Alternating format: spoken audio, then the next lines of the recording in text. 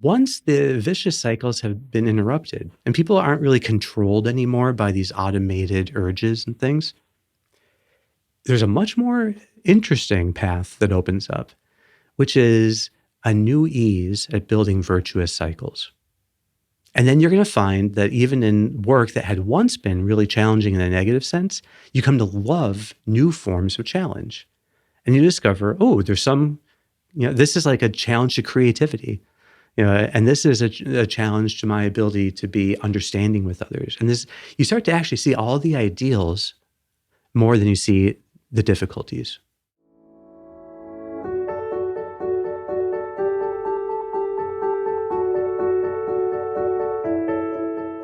Hey, this is Sharif here with another episode of Golden Hour, joined by Dr. Kevin Majors. Kevin, good to be back here with you again. Hey, Sharif, it's great to be back. Yeah, Kevin. Well, I wanted to follow up on last week's conversation. It was super interesting. And we talked about the predictions that your brain makes and how to break through them, how to get past them to perform at your best. And I thought we could more explicitly in this episode follow up on that theme, but tie it into our core model of reframing mindfulness and challenge and see exactly what the overlap is here. Yeah, great. It's a very deep topic, and it has to do with one, what's the relationship of discomfort or pain to what we normally tell people about? What are you reframing? What are you mindful of? What does the challenge look like? And so often, pain is essential to that. In some way, it's about how you relate to discomfort that, in fact, is needed to grow. So that we talk about the soreness that comes when you're working out. That soreness could be avoided. You could see it as that discomfort is bad, or you could see it as exactly the incipient good. That's how you are getting stronger, is through this soreness. So our model always relates in some way to the presence of discomfort or anxiety. Anxiety simply being the urge to avoid challenges. And discomfort is what you get when you approach them. So looking into this, it's really fascinating, though. I think you can derive our entire model just from the discussion of predictions. And it comes down, again, to think of the discomfort that you have if you are experiencing negative emotion. So, I don't know, Sharif, what would be a situation in which you might experience some kind of negative emotion? I suppose if, probably being overwhelmed, having a lot on my plate and worrying I'm not going to get it all done on time. I'm going to let people down, something like that. Yeah, exactly. So whenever you have a lot on your plate, then there's going to be some kind of discomfort that you feel. So take that sense of being overwhelmed. Where in your body do you think you feel it the most? Probably in my chest. Yeah. Okay, now just pause that for a moment and think. When you're talking about prediction and pain or discomfort, we're really talking about three kinds of pain as possibilities. The first kind of pain is the pain you get from tissue damage, like you get burned or cut or something like that. That's the primary case of pain. That's the primary natural form of pain. And it's in some senses pre-psychological. So it's just there in the body. That's not what we're dealing with But here. you also, not at all. And then the second kind of pain is nerve pain. So you have tissue pain and then you have nerve pain. Nerve pain is in certain characteristics. It comes in certain types of neurological disorders or in diabetes, or it means that the nerves themselves have gotten worn down by some process, and now they're giving pain signals when they're just because they're irritated. Well, that's not what's going on here either. So the kind of pain then or discomfort that you have when you feel, say, overwhelmed by all that you have to do, that is the third category. That's predictive pain, right? Or what they call nosoplastic pain. Okay, so how do we help people who have predictive pain? Well, the way it's been done, and in the way it's described in this book, The Experience Machine by Andy Clark, which I don't wholeheartedly recommend because he's such a reductionist in the end, but and he's into psychedelics, which I'm not as interested in. But he does have a great discussion of pain and predictions. And so the first thing he says you have to help people to do is to relabel the pain and everything about it. Because people like think, oh, this is intolerable. It's too much. I can't do this. And all of that internal labeling ends up amplifying the signal, what really is a prediction error. So discomfort like this is actually a prediction error. And we have internal mechanisms for correcting prediction errors. But when we're left with kind of this long-standing discomfort, something is interfering with prediction error correction. So that's what we're getting into here. Is like, what's interfering? Okay, one, labeling then. So you improve the way you label it. So now you can see it as some kind of practice or training. Okay. The second thing they do is you have to attend to the reality of the pain itself. There is, again, some kind of prediction error occurring. People who have chronic pain syndromes, they feel intense pain, but it's not coming from tissue damage, and it's not coming from nerve damage. So it's coming from the brain itself, and it only feels like it's in the tissue or the place where they're feeling it. So that tension in the chest that people can get when they're feeling anxious or overwhelmed, that very tension isn't really there.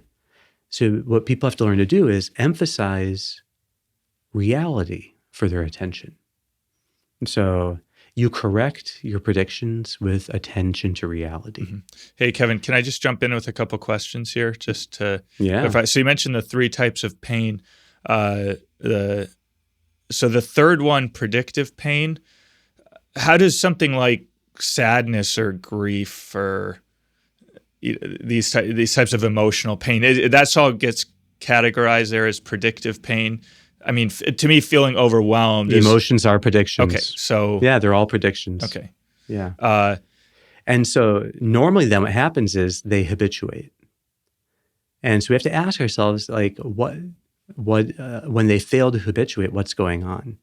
And the idea is that something is interfering with prediction error correction. So the emotion that you experience prepares you to act a certain way. So it's very much a prediction of action. And so fear is a prediction that you're going to flee from the challenge in some way. Anger is that you're going to attack it. So all the emotions in some way are tied to a prediction of action. Sadness is actually predicting that you will withdraw from the pain. And that sense of that produces its own kind of specific feeling. Mm-hmm. Okay. And then, in the case of me being overwhelmed and I have this, feeling that my brain is kind of interpreting as pain, or it's,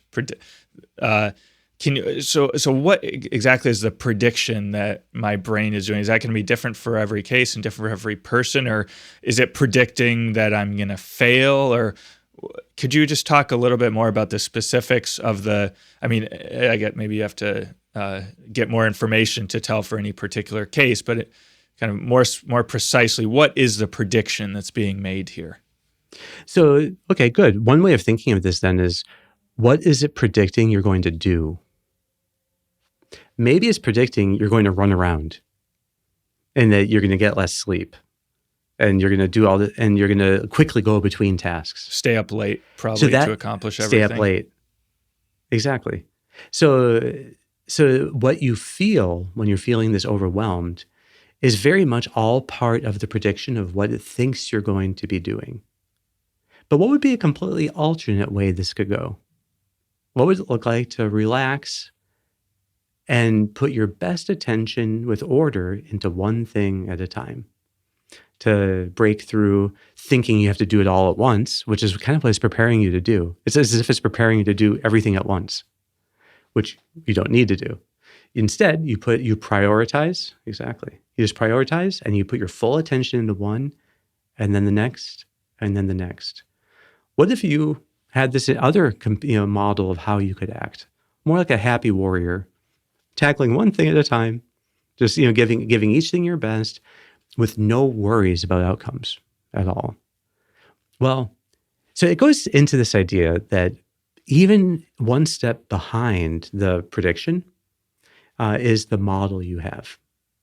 So there's templates for what you're like in different situations. And when you have a ton of things to do, that kind of that goes along with this one model in your mind, which then forms predictions. But if you don't correct prediction errors, you don't end up shifting the model at all. So the model becomes fixed, your understanding of what you're like under stress, and the predictions, which are the emotions you feel under stress and the urges you have to act, all of that gets fixed. So if you want to become calm when you feel overwhelmed, then the first thing to do is to relabel what you're going through, which is really reframing. It's to see, okay, this is exactly the practice I need to attain a deeper kind of peace, a peace that's built on order, doing the most important thing and then the next most important thing, one thing at a time. There's always enough time to do the most important thing now. So you don't necessarily have more time than that, but you always have time to do the right thing. So you have this sense of like, what is the most important thing then to do?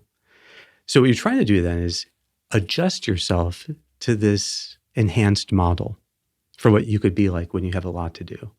So that means practice, and that means training. And that's what the current experience is giving you.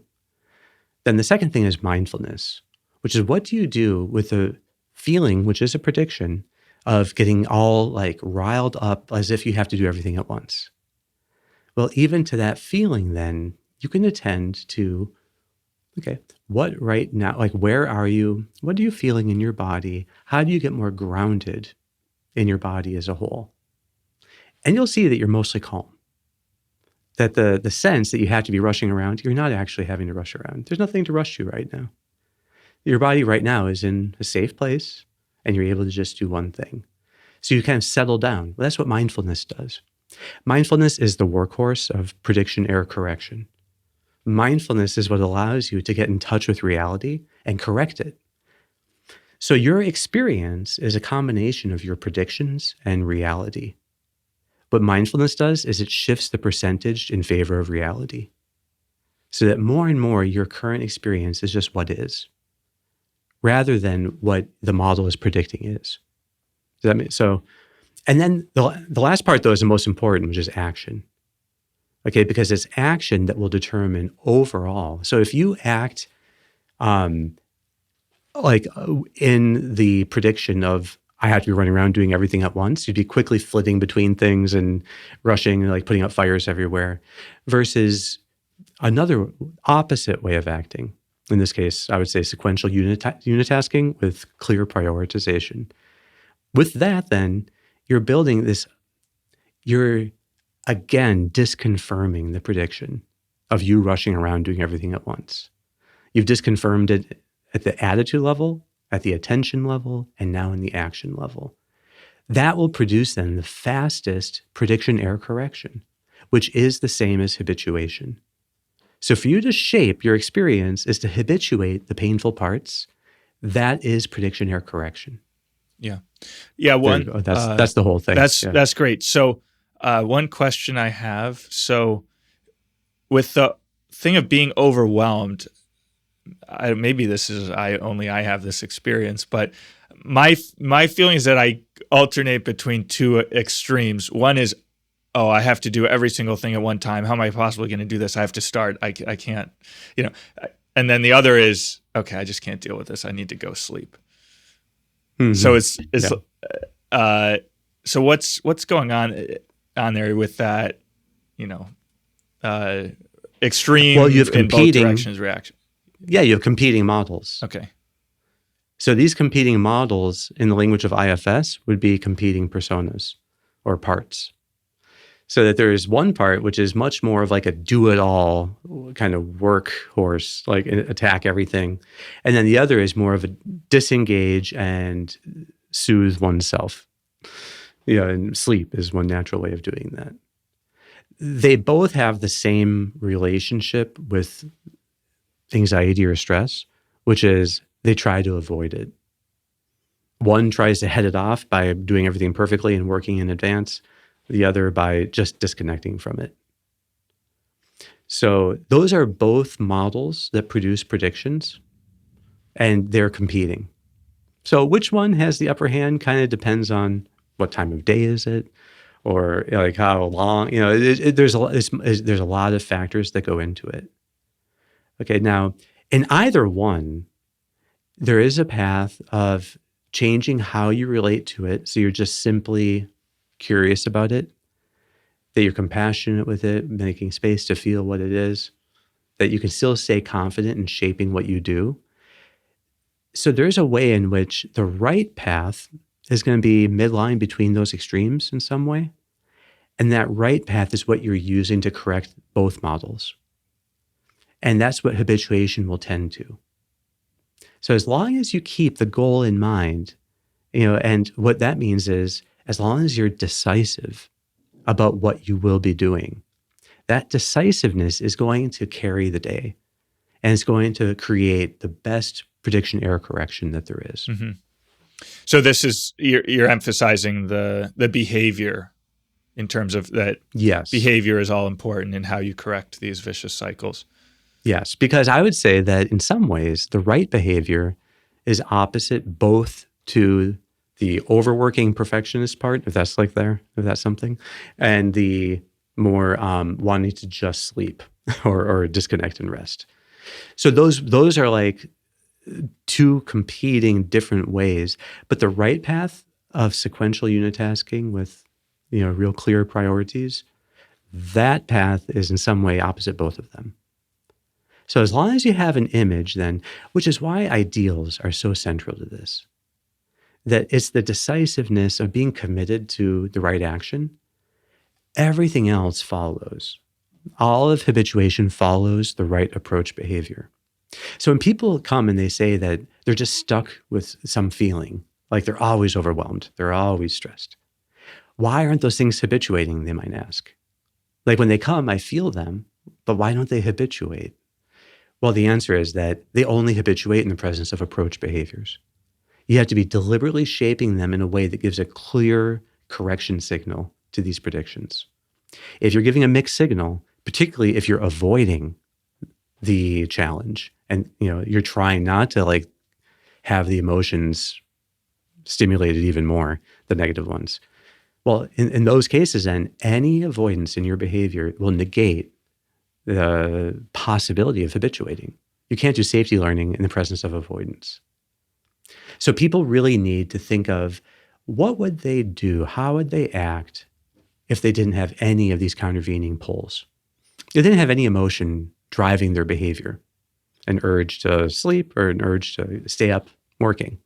What would they want it to look like? That is the path then. So in the Ignatian sense of challenge, it's agere contra, which is do the opposite. So, and that works for almost every urge that you're trying to habituate. If something isn't habituating, it's because you still have behaviors maintaining it. And then those agere contra, do the opposite of what they entail. Well, that then means first being really decisive about it. So to break the vicious cycle of avoidance. But increasingly, then it actually means doing things for love of an ideal, and particularly for love of others by means of that ideal. So it gets deeper and deeper and deeper. Okay, Kevin. One question I have about this process of habituation is that, what does it look like over the course of one's life? Because if I'm overwhelmed with a certain amount of work or a certain level of difficulty, a certain level of challenge or responsibility, and then I grow and I habituate to that level of difficulty, so the feeling of being overwhelmed kind of goes away. What happens when I encounter greater difficulties, which hopefully I will be doing, as I take on bigger challenges in life? Is that gonna come back and I have to do it over and over and over again? Or what exactly does that path look like? Yeah, so it is a great question. So I think that initially it's harder to break because you're having to stop vicious cycles. There's some kind of, there might be very minor vicious cycles, not really that vicious, but still avoiding certain challenges or, like in the face of challenge, wanting to, disconnect. And it could be people struggle with any emotion Initially, there's going to be a kind of momentum to the wrong way of acting, which is just giving in to the urges when they arise. So the initial work of interrupting those urges and acting in a different way, that really, stopping a vicious cycle takes being very decisive. So, but that is the essence then of the action step, to go the opposite of the urge, do the opposite. And so when people have a strong craving, they need to be decisive at saying never again. Then I'm done with that. So you can measure the strength of, in a sense, their commitment just by how decisive they are. But then if you're to ask, like, what does that look like as the rest of their life progresses? They keep making these massive, decisive things like that? No, it actually changes. And it changes because once the vicious cycles have been interrupted and people aren't really controlled anymore by these automated urges and things, there's a much more interesting path that opens up, which is a new ease at building virtuous cycles. And then you're going to find that even in work that had once been really challenging in a negative sense, you come to love new forms of challenge. And you discover, oh, there's some, this is like a challenge to creativity. And this is a challenge to my ability to be understanding with others. And this, you start to actually see all the ideals more than you see the difficulties. So there's this elevating process that takes place. So you move from the struggle being mostly about stopping bad things and discomfort to really increasingly committing yourself on this path of virtuous cycles. And that will continue then as you gather the fruit of these virtuous cycles, which are in fact the virtues. The more you build them up then, I love Flannery O'Connor, the saying, everything that rises must converge. So that's what happens with ideals, that as you keep on upping them, it's not that they get more progressively difficult, it's that they get higher and higher in a different way. So that you now are really being more generous and more caring. Ultimately, everything is about being loving. Every ideal in the end is really a way of loving. And so that becomes the ideal of all ideals. And in the end, you're really then exercising bonds continually. And you see every challenge in terms of bonds. Okay, that way of laying it out, that first you stop vicious cycles, then you have virtuous cycles, and then you continue them in some new way that's more about bonds, that actually is a pre-Christian idea. So Porphyry talks about it. And they talked about the 3 ages of development, that there's a purgative stage, an illuminative stage, and a unitive stage. But that Christianity picked that up immediately when it came on the scene, and has ran with it ever since. That in the purgative stage, people are interrupting vicious cycles. So they put the bad habits behind them, and that requires, on the part of the will, decisiveness. But the illuminative stage is building virtuous cycles. And in the will, that is this greater love for every ideal. That there's actually then the ideal becomes the goal of every action. And different ideals for different ones. But as that process goes on, it unifies. And it's more and more about love and about the bonds that you have with others. So I think that that ancient structure, which is probably Platonic, going all the way back, of how people grow, really fits perfectly also with the same kind of how we shape our predictions through actions. Yeah. Hey, okay, Kevin, I'm just going to bring it down a little bit for the last question. All right. Is prediction relevant to all 3 of those stages, or this error correction? It seems like in the first stage of getting rid of these habits that you don't want, I can see that, your brain is kind of predicting one behavior and you have to correct it. So you have to get rid of that wrong prediction. But now when we're talking about growing in ideals and developing bonds, is there still that same sense of the brain is making an errant prediction that needs to be corrected? Or is that process gone now and it's a new process of growth has started? Mm-hmm. So in a way, the prediction error correction is what is breaking the vicious cycles in the purgative way. And it's what is building the virtuous cycles in the illuminative way. And it's what elevates it in the unitive. Because at each step, you stretch yourself one step beyond your prediction. And now that's how you grow. It's a way of understanding actually all growth. All growth in some way happens through these predictions. Okay, so growing in ideals, your brain is going to be predicting, and it's not a bad behavior, something that you don't want to do, but it'll just predict your normal behavior, and you have to exceed that to grow. Exactly. Yes. So you're always changing. You're always stretching yourself. But the nature of that stretching changes. It elevates. So it's not like people at the highest levels of the kind of, of their inner life, it's not like they're exercising some mammoth decisiveness. But their decisiveness is, in fact, deepened. So if you take a person who, say, is wanting to live temperance, say he had been very much an alcoholic. So initially, he has to be very decisive at not drinking. But you could think, as he progresses, does that decisiveness lessen? And so if he moves beyond his struggle with the craving of alcohol, is he actually going to be weakened? Not at all. Because as he keeps on, practicing that, once the cravings and the waves of cravings have habituated, that's the prediction error correction, the next thing is that he's going to increasingly love sobriety and temperance. And the more he loves those, the more that just confirms that he's not going to do the thing of drinking. And then you get to the point where this is, in fact, it becomes just how he loves his family and how he loves others is by maintaining this lifestyle.